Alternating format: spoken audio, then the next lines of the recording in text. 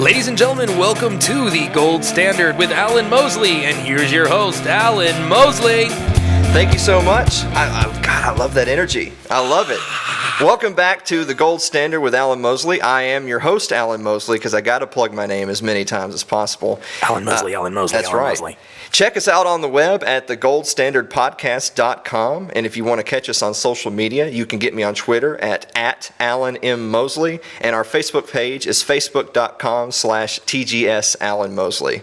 And today we have another really awesome guest joining us. And I've got I actually have my little note cards. So I'm a real Good. I'm a You real got it host together now. today, man. We're excited. So today's guest is the Free Man Beyond the Wall podcast host. Okay. And he has way more episodes than us, so we can't possibly go over them all, but we're going to try to get to it. You want to put them up? Not just yet. Not just yet. I have to show his awesome book first, and everyone, before they're done with this interview, they have to go on Amazon and order Freedom Through Memedom, the 31-Day Guide to Waking Up to Liberty, which I know that resonates with you because you get all of your information via meme. Yes, That's I right. do. So we are joined today by Mance Rayder. Mance, how are you doing? All right, there you go. You're up. Doing good. How are you doing, Alan? Oh, I'm doing all right. So right before we've gone on here, you actually were just recording the most recent episode of your podcast before you joined Correct. us. Yeah, that is correct. Yeah, I mean, I had like 10 minutes in between, so I try to do things all in one day so that I can knock things out, and it gets a little hectic sometimes. So I got you. So I want to ask you, we were just talking about this right before the show, and I'm glad we got it squared away. So Mance Rayder, the King Beyond the Wall, Free Man Beyond the Wall podcast. So that's a Game of Thrones reference, and for everyone who is a show watcher or book reader, you got to read the books because they're so much more in depth, than the show can provide. But what was the motivation for you to take on that persona as your sort of character or image for the podcast? it sort of just started out. I was trying to come up with a name for a podcast, and being somebody who likes Game of Thrones a lot, my whole take on the podcast was going to be that I was on the outside of the wall looking in, and I was commenting on what I saw going on. And when I decided to do that, I decided I didn't want to use my real name because, one, I've spent my whole life having people butcher my name, so I didn't want that to happen. And then if you take into consideration the TV show, I think Mance Rayder has 13 minutes of screen time, but some of the things that came out of his mouth were probably the most anarchist, libertarian things on the show. Mm-hmm. So, that character always stuck with me as the one who, if I was in that universe, the universe of Game of Thrones, I would be beyond the wall. I would be what they would call a wildling. I wouldn't want any government. I would just, I'd want to be an anarchist. I think we were talking a little bit earlier today that, there's that 5-second, bumper sticker slogan for what is anarchism, that anarchism doesn't mean no rules, it means no rulers, which I think that's pretty much the slogan of the free folk, and Mance Rayder in general.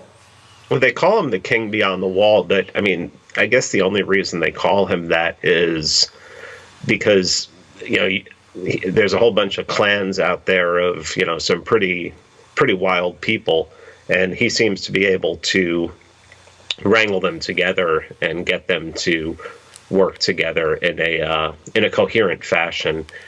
So there's, they all have basically the same interest out there of, being free of the king and being free of any kind of statism or monarchy in this case whatsoever. So, calling him the King Beyond the Wall didn't, calling my podcast the King Beyond the Wall didn't make sense to me as an anarchist, but changing it to Free Man Beyond the Wall seemed to make a lot more sense. Now, I want to save talking about memedom in your book to a little bit later in the show, because I want to make sure that people get a really good primer for that and go out and check the book. But I wanted to ask you about one of your episodes in particular. Now, what episode are you up to now? Well, I just did just recorded 96, and I haven't. In the 10 minutes between doing that and doing this, I was able to record the intro and the outro, but I should have it out later today, probably. So we're within weeks of the episode 100 extravaganza. Wow.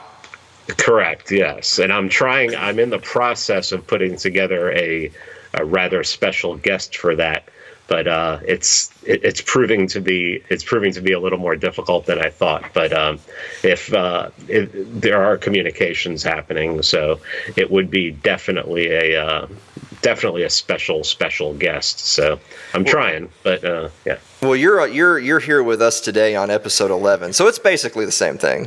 Pretty much the same thing. Yeah. There's one of your recent episodes that I actually listened to, because goodness forbid I try to be a good host and actually listen to some of my guests' content before they come on.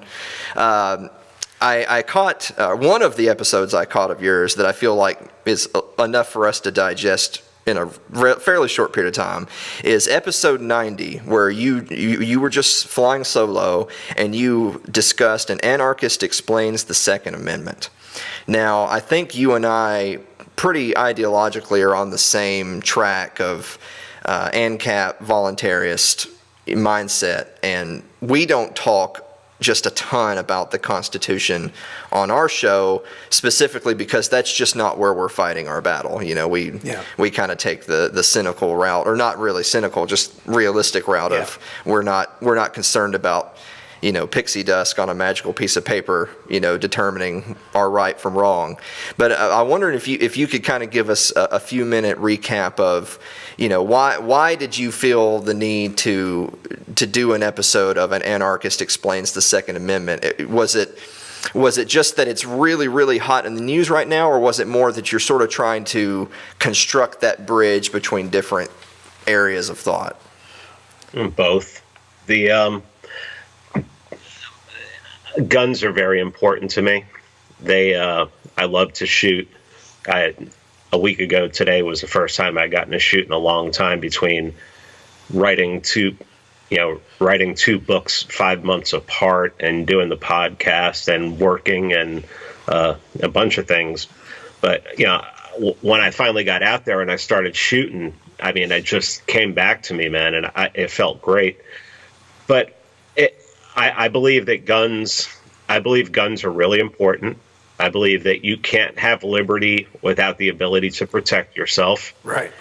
And I honestly believe that there are people who are listening to my podcast. There are people who, you know, stumble upon things, who are still believe in paper, still believe that paper has some value to them. So I wanted to give them the ammunition that they needed, if they didn't already have it, when they're talking about the Second Amendment, as to why the Second Amendment doesn't mean militia, doesn't mean it's not restricting, you know, it's not to restrict individuals from having weapons. It actually clearly says that it's for individuals, and there's 3 words in there: shall not be infringed.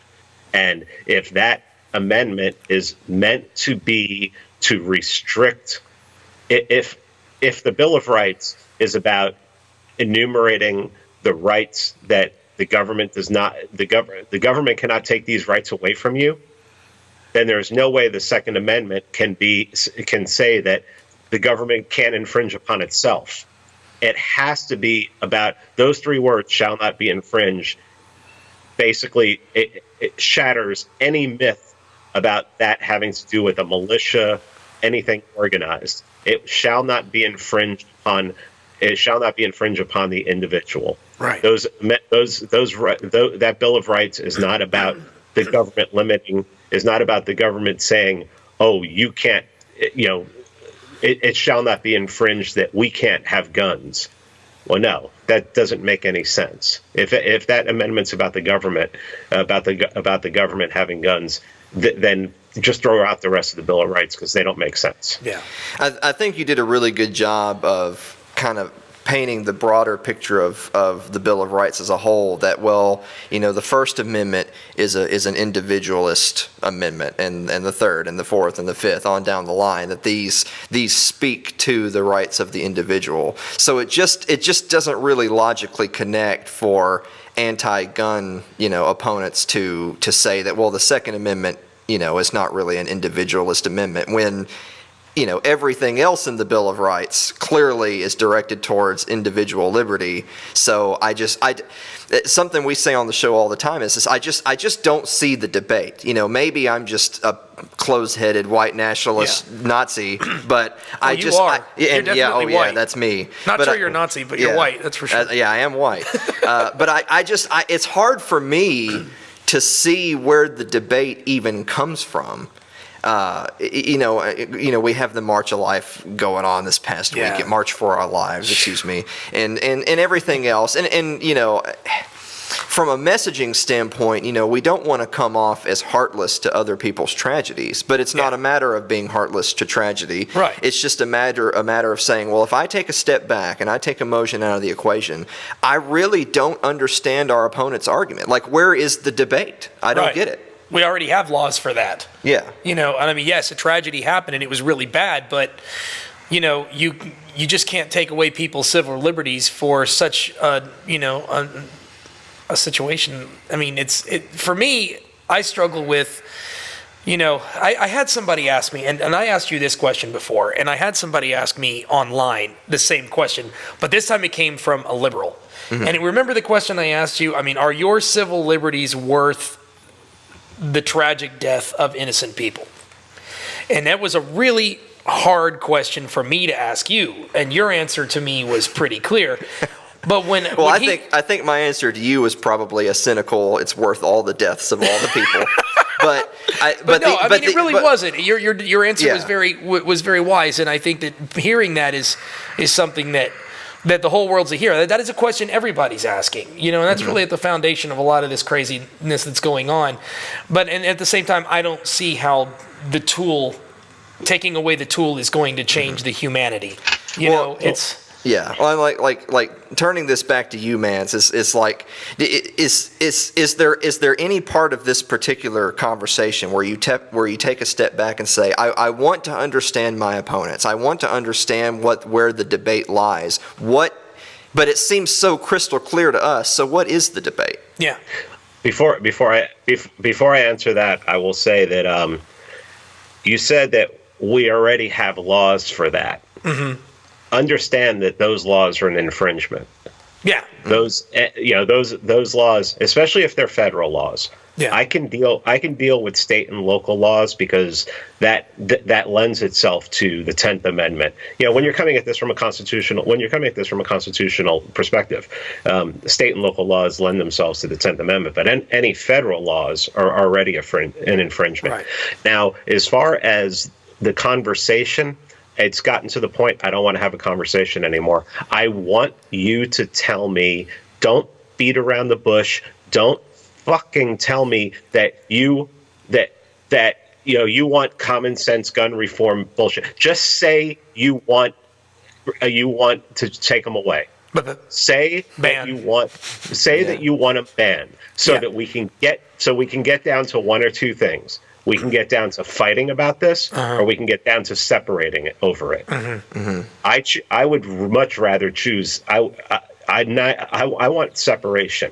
Let's secede. Let's you guys can go your way, and you can talk about gender fluidity. You can talk about intersectional feminism. You can have a whole fucking little country based upon this bullshit where you'll eventually eat yourselves and come asking us for help. Mm-hmm. But just I don't want conversations anymore. Yeah, we want action. I wanted to pull up a couple of things to kind of to aid us along in our conversation. So there was a little bit of a Twitter dust up last night, which is, every minute of every day. But I know you already know where I'm going with this. I pulled up a tweet here by you from last night. You were tweeting in response to. Hold on 1 second. Okay. I was drinking Kettle One last night, and there may have been some illicit plants going on. So okay. Okay. No. It's good. Well, I mean, if I ever saw a tweet or comment by you that I really genuinely felt was totally just a move to trigger and nothing else, I would still be featuring it on the show, because if anything, that just makes it better.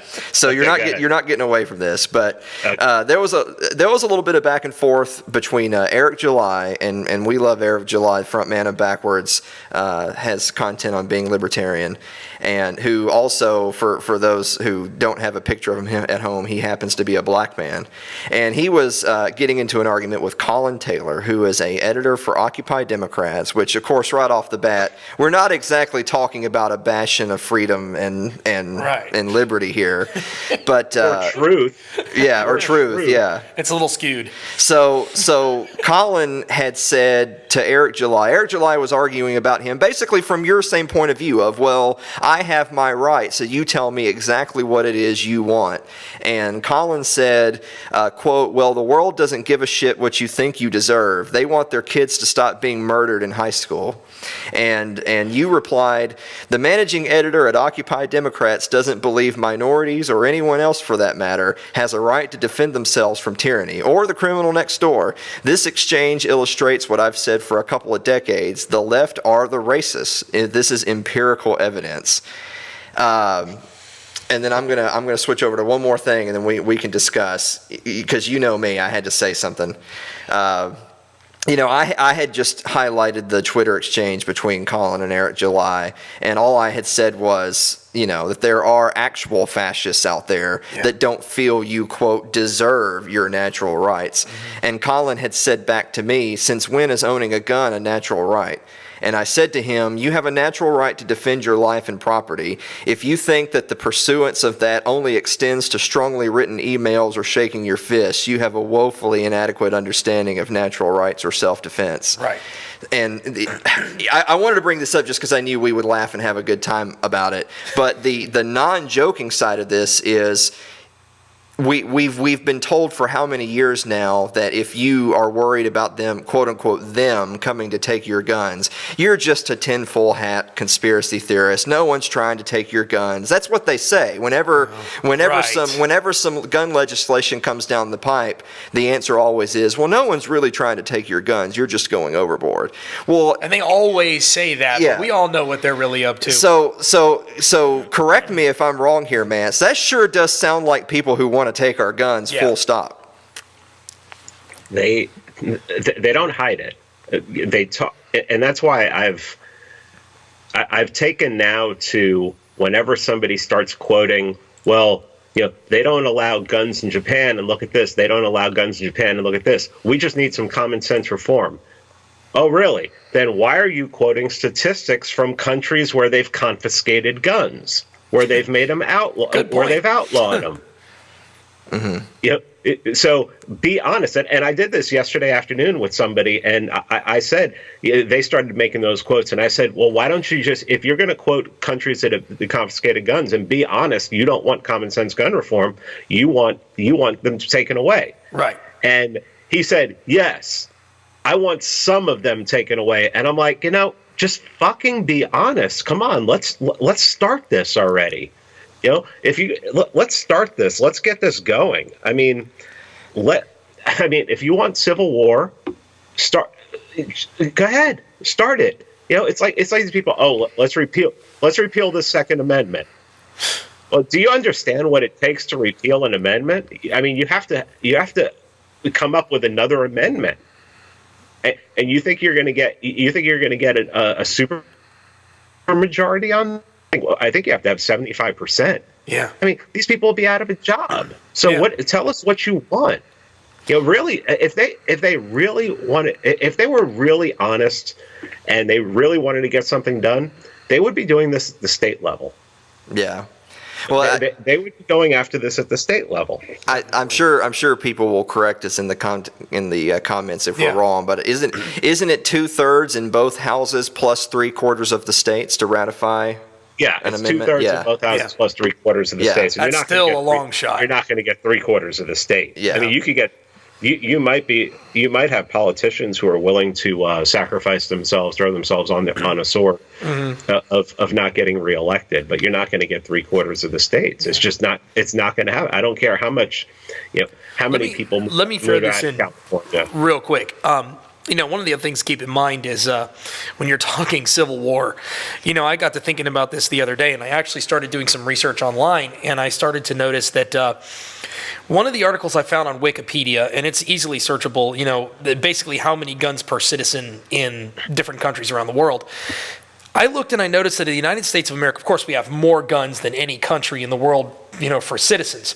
In fact, we have 1.5 guns for every citizen in the United States of America. Is that all? That's all, which is pretty surprising. But that's what we know about. That's what we know about. Those are the ones that we didn't lose in the river. Keep this in mind. There are 329 million Americans per census, but there were more like 380 if you include illegals.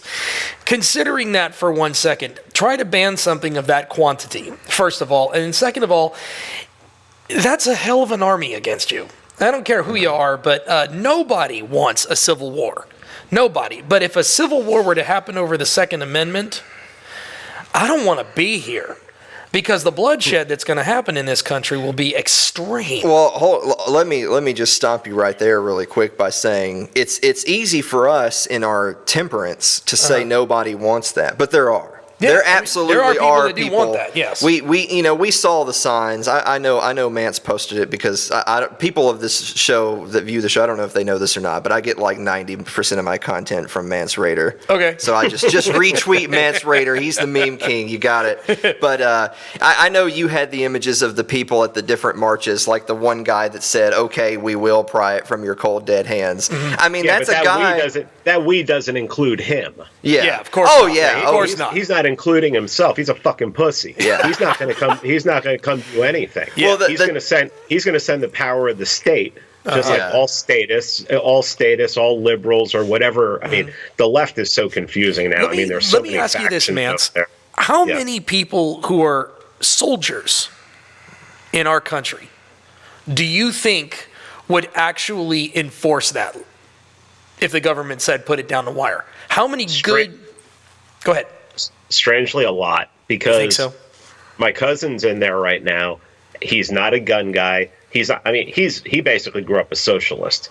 The only reason he's in the army right now is because he got 3 master's degrees that he can't use.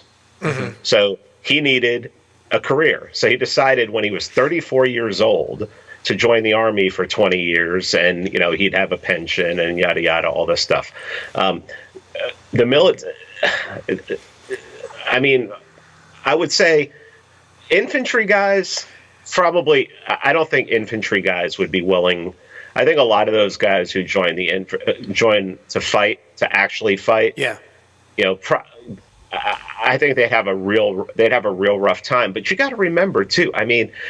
All they have to do. What did they say? What did they say about the Branch Davidians? Oh, they're hurting children. Oh, they're hurting people. Oh, they're against Christianity. The same thing. Whenever they want to, and now they just do that. Overseas. Look at this country. Look at the way this country uses human shields, things like that, which is total horseshit that no one can prove. You can't find the numbers on it anywhere. They'll find a way. They will find a. If they can, they will find a way to demonize pockets of the population to the point where, the government will come in there. Look, we know that the ATF and the FBI have no problem killing American citizens. Yeah. They'll do it in cold blood. They will burn children in their beds. They don't care. We have seen local law enforcement turn into executioners, and it's not only in the black community. It's not only in the black community anymore. I said a few years ago, they're killing unarmed black people. Just wait for it. They're going to start killing unarmed white people. And they're starting to do it. The war is already happening. People who say that, oh, my uncle said that he would never take, he believes in the Second Amendment, he would never take. Yeah, but your uncle violates the first. Your uncle violates the First and the Fourth as part of his job. Yeah. So what's another amendment? Yeah.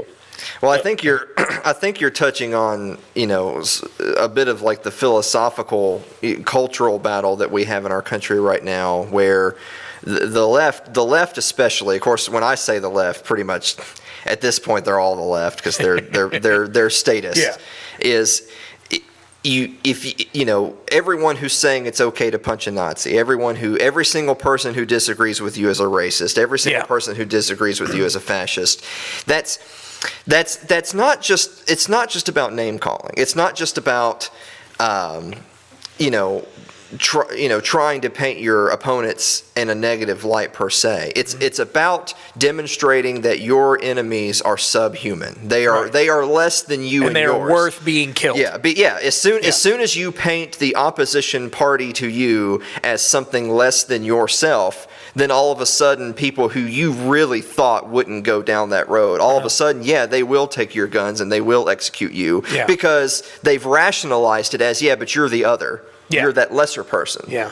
And history is littered with examples of this, and you like to hear the things of, oh, that's just tinfoil hattery, things like that will never happen here. It's like, well,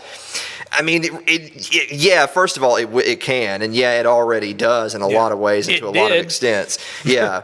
I know you did a recent episode on Waco and the Branch Davidians, and it's a tough pill for a lot of people to swallow. We were talking about this as well right before the show, that there's lots of people out there that will meet you or I maybe 90% of the way on a lot of the basic principles we believe in. But a lot of people can't quite take that last step because they're still going to have that one sacred cow. Yeah, that one thing they won't release. Maybe it's, they just can't imagine not having a state. Maybe they just love public schools and the teachers. Maybe they back the blue. Maybe military. They support the troops. Whatever it is, they have that one sacred cow. And if you are someone who opposes that one sacred cow, all of a sudden you've become the other. Right. You've become that lesser person. That subhuman. Yeah, and they all of a sudden have less moral qualm with your demise. Exactly.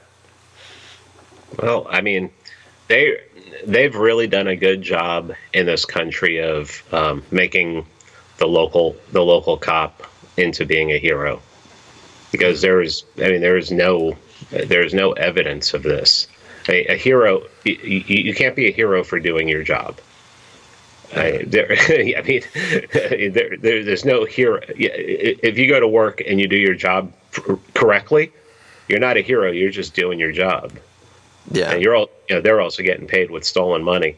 You mentioned Waco. It's shocking for me to say, but the voice of reason in Waco was the local police.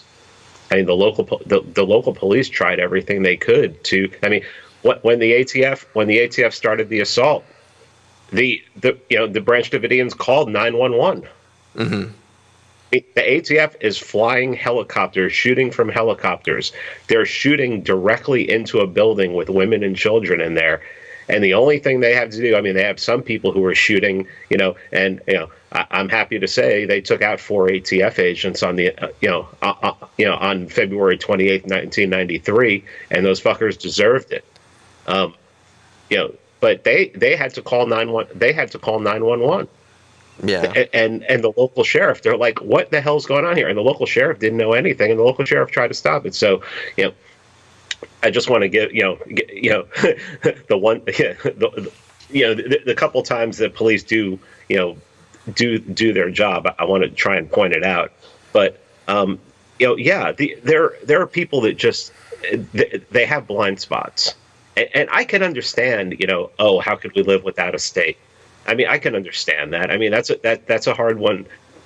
It takes people time and study to get over that. But the authority worship, and there's a serious. I've never seen a people. You'll never see a people in history who love to talk about freedom and how free they are, who worship authority more than Americans. Yeah. Yeah. It's shocking. That is peak cognitive dissonance. Yeah. Yeah. When you try to point out to them, how can we be free if there's like if half the people who are in prison didn't hurt anybody or didn't hurt anybody else's property? How can we be free if a police officer tells you to stop, you have to, and if you don't, they can escalate it up to killing you? Yeah. How are you free? And they just, and you start bringing that up, and they immediately start getting upset, and you become subhuman. Yeah. So you deserve to be killed by cops because they have an uncle who saved a kid from falling out a window once. Yeah. I don't did his fucking job. Well, I mean, it's one of those things where the sad reality is that when it's just a headline in the news and they can just get it from their demagogue of choice who's going to give them the confirmation bias they need, they're going to get the slant that they already are looking for, then it's easy for them to explain away death and destruction. I kind of use the example of, you talked about, calling out police when they do a good job and deserve credit versus when they don't do a good job. Is that when you see the police just murder someone, I mean, just in cold blood Like murder in LA, someone. This last recent event. And when things like that happen, and you're always going to have the back the blue crowd that I'd like to think in their heart of hearts they know what happened was wrong. But it just, like you said, it makes them uncomfortable because they feel this need to back the blue, as we say. They feel this need to be on a certain side of the debate, that when something flies totally counter to their moral, their moral compass, it puts people in a really uncomfortable position of, well, I feel the necessity to defend this wrongdoing because they're a part of my camp. That's my tribe. Yeah. So I have to defend it because otherwise my opponents are going to score some political points. But we're sitting here talking about winning a debate and who's scoring the most latest, uppercut in the political debate. That's a dead person. That was a human being who is dead, and their family now has to deal with that. And, me, in my angrier moments, growing up in the South and having a little bit of that redneck in me, my angrier moments, I think to myself, I'm shocked that there isn't more vengeance killings. I'm shocked that there aren't more friends and family of some of these people who do rash things, because they look at the landscape and they say, well, there's no answer for us. An injustice was done, and as soon as it's done, half the country starts saying it's a tragedy because they don't really care about the dead guy. They care about scoring political points. Yeah. And the other half of the country doesn't want to acknowledge that and says they have to back the blue. And once again, they don't care about the officer or the dead guy. They care about scoring political points. Yeah. So it's just such a toxic atmosphere. Mm-hmm. And like one final point, and I'll flip it back over to you, is that something we say on the show a lot is, we have our principles that kind of guide our thought on a lot of these subjects. But it's not just that we oppose the state based on our principles, which we do. But it's not just that. It's that they just do such a crappy job of everything they get their hands on. I think you and I could sit here and we could look in the mirror and say, it would, if the state was, if they had a magical, teleporter out of Star Trek and everyone just got, a sack full of free gold or whatever, it would be hard for us to argue against that piece of legislation because people would see it as such a good. But in a lot of cases, it's really easy for us to make our case on our shows because they just do such a bad job of everything they do. Yeah. Yeah. Well, I think the one good thing about our camp is in trying to, I think we, if we care, we try to stay as consistent as possible. And in trying to stay consistent, we're very quick to call out other people who are claiming to be in our camp when they're inconsistent. And that's not something that these people do. These people are, but it's also because we're also individualists. So even though we might get together to agree on things when it's in our best interests, or to further an agenda of some sort, they're just collectivists. And all they see somebody in their camp getting attacked. And I mean, I had a woman on Facebook tell me that if her children decided to join the army, fight the war on terror, and they died, she'd be okay with that. And I said, what? You'd be okay with them protecting poppy fields, in Afghanistan? And she's like, don't lie, they don't do that. So I just started posting one picture after another of soldiers in poppy fields in Afghanistan, and of course she had no comeback for that. Yeah. I mean, this is just. No comeback when you're right. Yeah, I mean, and they're. I mean, I am sure I've seen people say that if somebody in their family got killed by cops, even if they got killed by a cop, they were probably doing something wrong. Yeah. I mean, that's just brainwashing. Yeah. Oh yeah. Well, that's not being able to think for yourself. That's being part of a hive mind. And it's when people start to break out of that hive mind mentality, then they can start they can start seeing the things that we see. They can start. I have. If it came right down to it, I would have no problem teaming up with the narco-communists to take the state down, to do whatever we could do to take the state down, as long as we had an agreement that at the end, when the end result happened, we go our separate ways. And you don't bother me, I don't bother you. I promise I won't bother you, because I don't need any lazy fucks, in my camp. I don't need people who want something for free, who want something for free in the camp. But sometimes I feel like you'd almost have to, like Murray Rothbard. Murray Rothbard in the 60s was anti-war, and the only people he could find to hang out with that were anti-war were Maoists. So he's not palling around, but he's hanging around with Maoists to try and who are anti-war, who are anti-Vietnam War, to try and get out the message. But I feel sometimes like the people in our camp, they feel like anything, doing anything like that, even getting together amongst ourselves to try and get something accomplished would be political activity that we shouldn't be doing. And it's like, well, I mean, there's a difference between political activity and self-interest. Yeah. And and the interest in trying to spread freedom. But well, I don't know. You were just talking about how various members in our camp tend to carry themselves, and we had Sherry Voluntary on the show the last couple of weeks, and one of the points that we made, or I say this jokingly, but also only halfway seriously, that there's only like 17 libertarians in the whole world, so so far be it for us to disagree and then break into even smaller camps than we already are.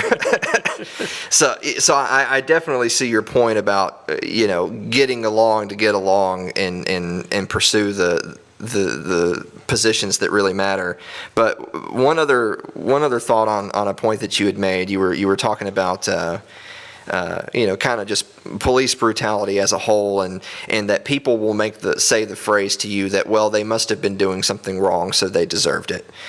And that it's comments like that show us the significant divide there yet still is, and the amount of work we still have to do with a lot of people, because you can spend 5 seconds unpacking that statement, and you can say, first of all, we may disagree on them having done anything wrong in the first place, but let's say I'll meet you halfway and we all mutually agree that this person was supposedly doing something wrong. Sure.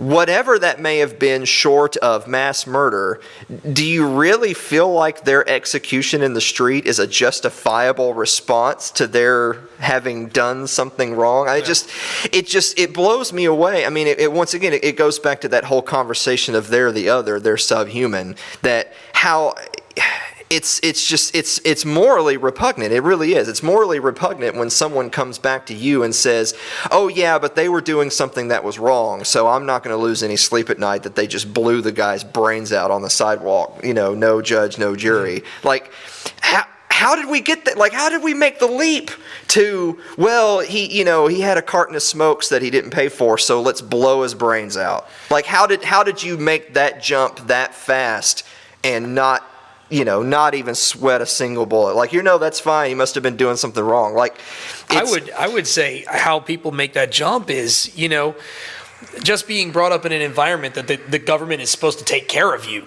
And because they're supposed to take care of you, they must be taking care of you. And when they are, doing that and taking care of you, then they must be right, like mommy. Mm-hmm. And I think that a lot of people have gotten to this mentality where, the government must be right because they're the government. And there's just, well, that's why the government exists, because they're right. And there really is that mentality. I grew up thinking that. Yeah. And I didn't question why I thought that way. It's just, hey, trust your government because it's the American government. It's the best government in the world. And, nobody has a better government than us. And it's deceiving. Yeah. Well, handing this back over to Mance is that what you just said, Blake, is that, that they're the government and they're here to help, so they must be right. Yeah. It's like our only answer to that can be, well, I mean, I guess they are until they're not. And then when they're not, now what? Yeah. Now you're out of luck because you can't do anything about it because you repealed guns. Or you repealed the Second Amendment. I'm still learning. I guess I'm getting to the point now where I'm trying to blame the government less and I'm trying to blame the people more. Yeah. Because they're the ones that are allowing this. As far as how can they allow this? Well, Scott Horton tells a story about how an 8-year-old kid came up to him and started asking him about war and how could they do it? And he said he looked at the kid and said, "You ever kick over an anthill?" He goes, "Yeah." He goes, "Did you even think about it? Did you think about what you were doing to those ants?"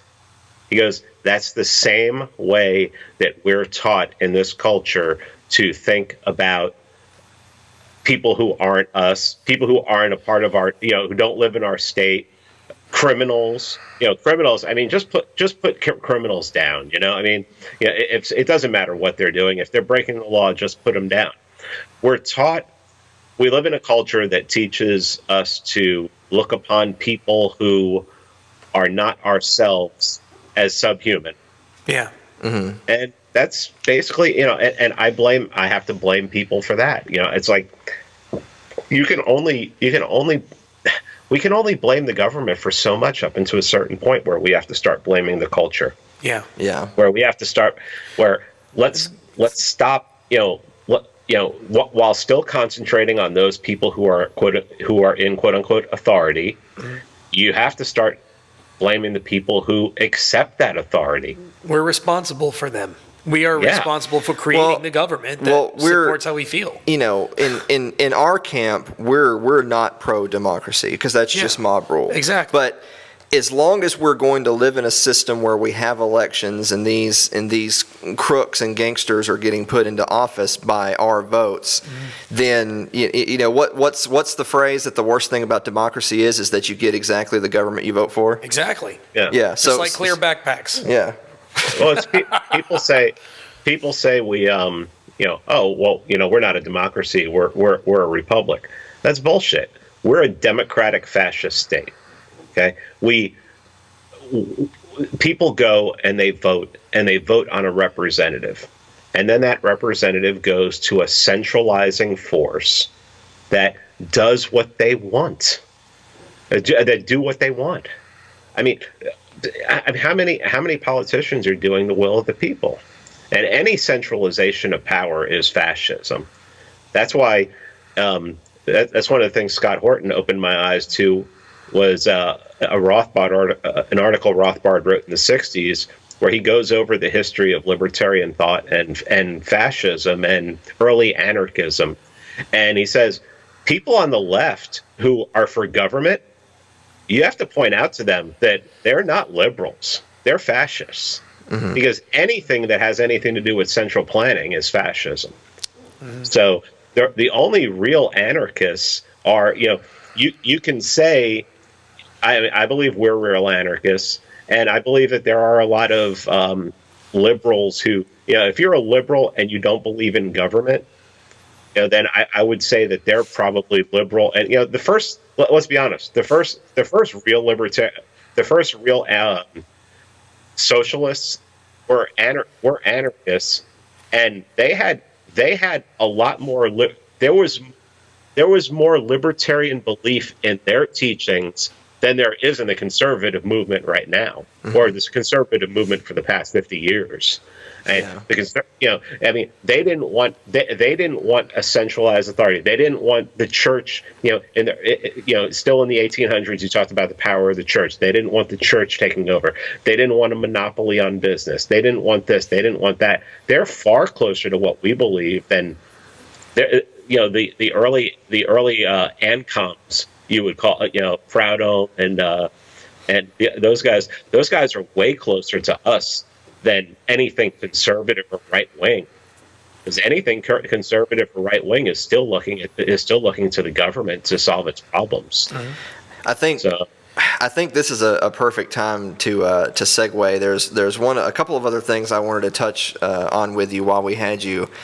We've made the statement a couple of times now on the show about people wanting to repeal the Second Amendment, and that sounds silly. No one's going to actually go for that. Yeah, it's not. Yeah, except for, of course, we have by retired Supreme Court Justice John Paul Stevens. He wrote an op-ed in the New York Times. So right off the bat, you already know we're going off the deep end here. Here we go. But you've got John Paul Stevens. He wrote an op-ed in the New York Times on the 27th titled "Repeal the Second Amendment," where he goes into detail about how it would be a great move. We should harness the energy that the young people are carrying today to strike down exactly the sort of exactly the argument that Mance was making earlier in the episode about the Second Amendment and being an individual right. He wants to throw all of that to the side, not because it would result in a gun ban tomorrow, but because that would lay the legal framework for them to then go,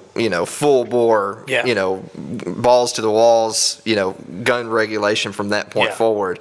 And the only reason I'm even bringing this up for a second is just that what does it say about us? What does it say about us? What does it say about our form of government? What does it say about the political powers that be when a retired Supreme Court justice is the person making statements such as we should repeal the Second Amendment? Yeah.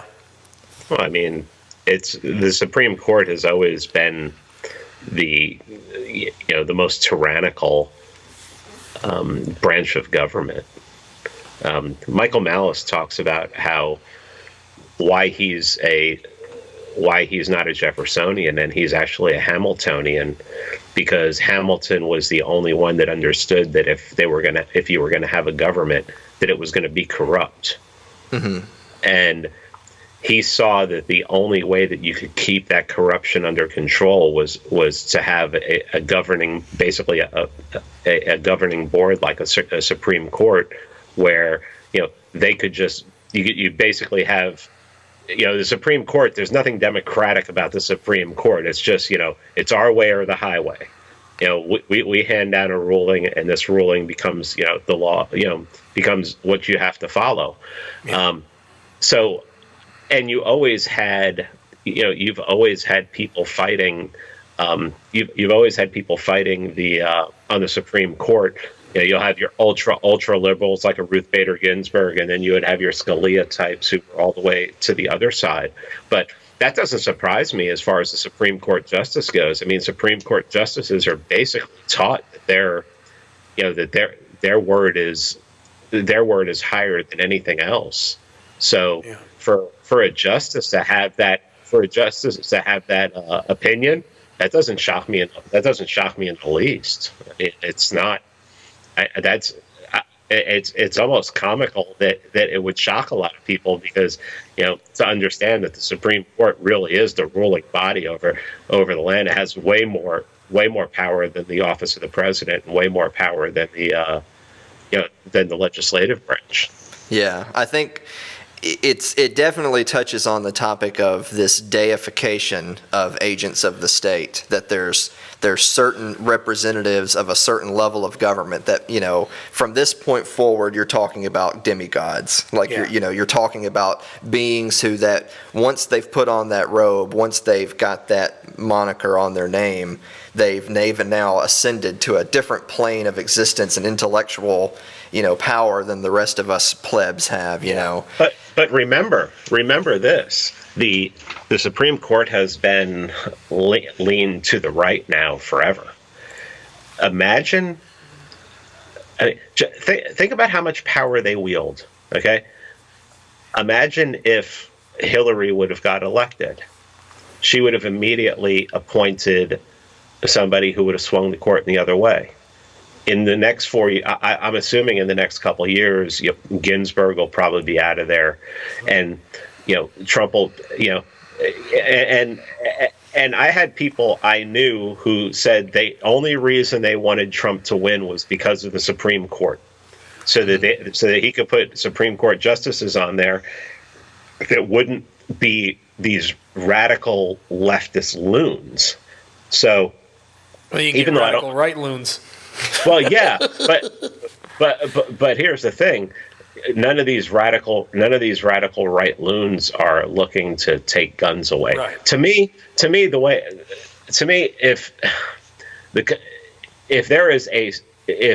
they come up with, yes, we're outlawing guns, and everybody has to turn their guns in, no one will be able to sell guns anymore, and if you don't turn your guns in, and we know about them, we're going to go to stores. We're going to look at 4473s.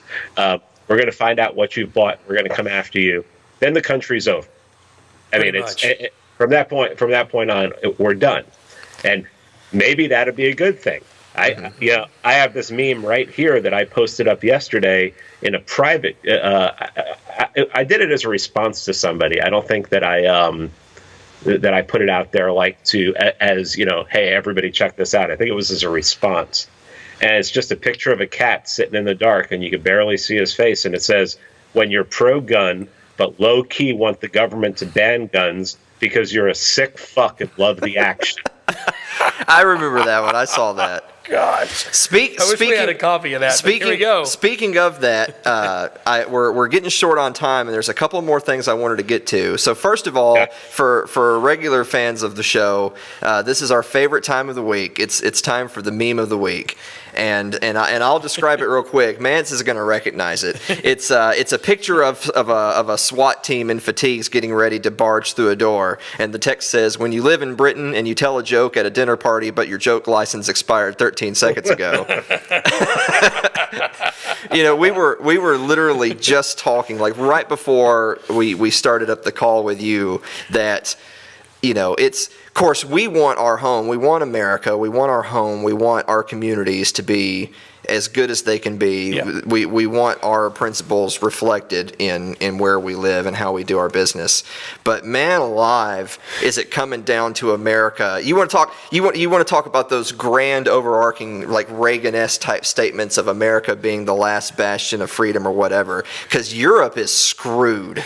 I mean, how many centuries did Britain, for better or worse, represent the height of Western civilization? And now they put up billboards saying these are the houses on the street that don't have their TV license renewed, and it's just like, that sounds weird to say, but this isn't a joke. It's what's going on. That's actually stuff going on. It's gotten that crazy. I mean, yeah. I was before I got on with you guys, I told you I was recording a podcast, and it was with Anthony from the Scottish Liberty podcast, and we were talking about Count Dankula, talking about SJW culture in Scotland and in Great Britain. We were talking about the problem of radical, radicalized Islam in Great Britain. We got into some conversations about blowback theory, and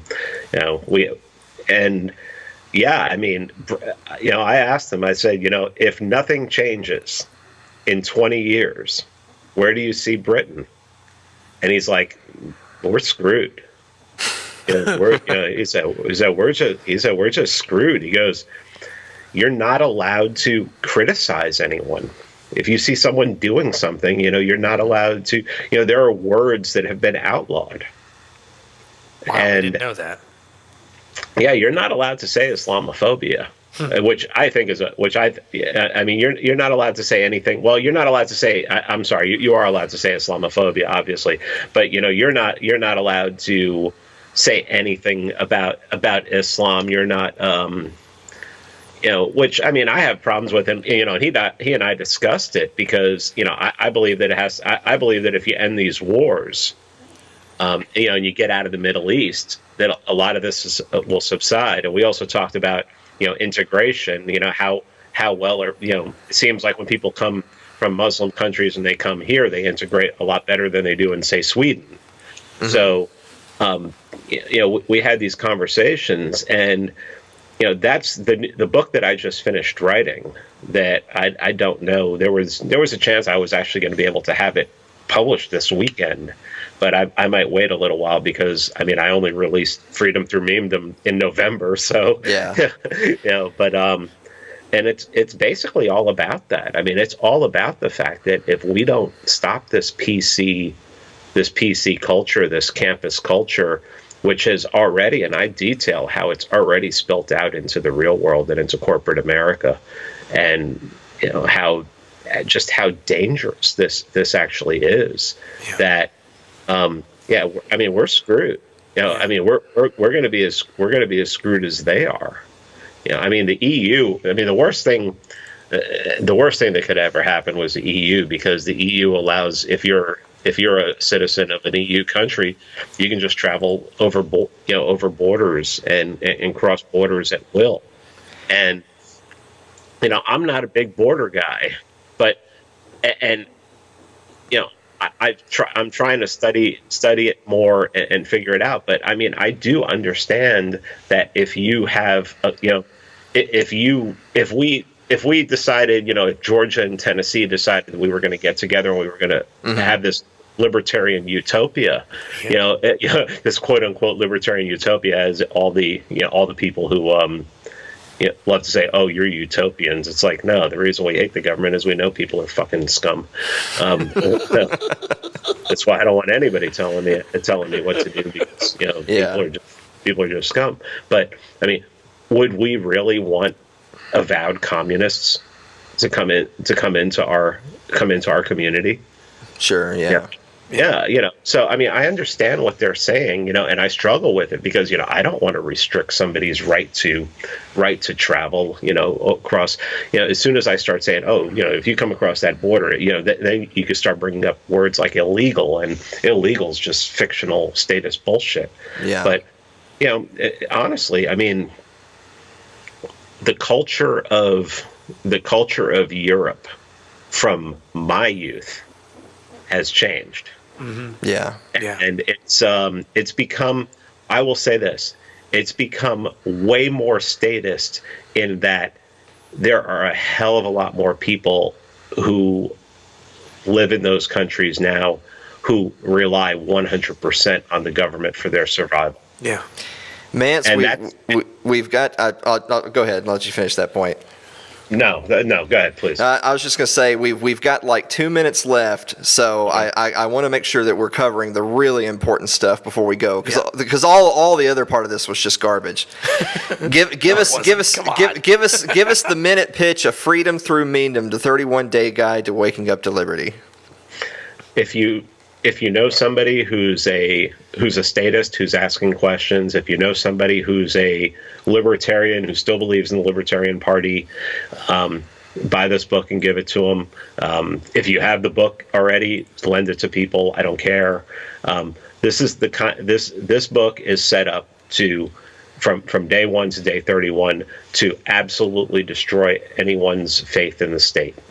I'll get you. It's The only thing that I would change in the book is I criticized Catalonia for wanting to secede because they're more communist, and I would take that back now, and I would say anybody who wants to get out from under the boot of a larger central government, even if they're trading it for a smaller central government, I am all for decentralizing and getting smaller. Yeah. So yeah. We're going to have you back on when I've had a chance to go through Freedom Through Meandom, so that I can break down I can share with the audience my 31-day journey from start to finish. I'm going to get you out of here on this. So why is Winter Soldier the most libertarian movie ever made?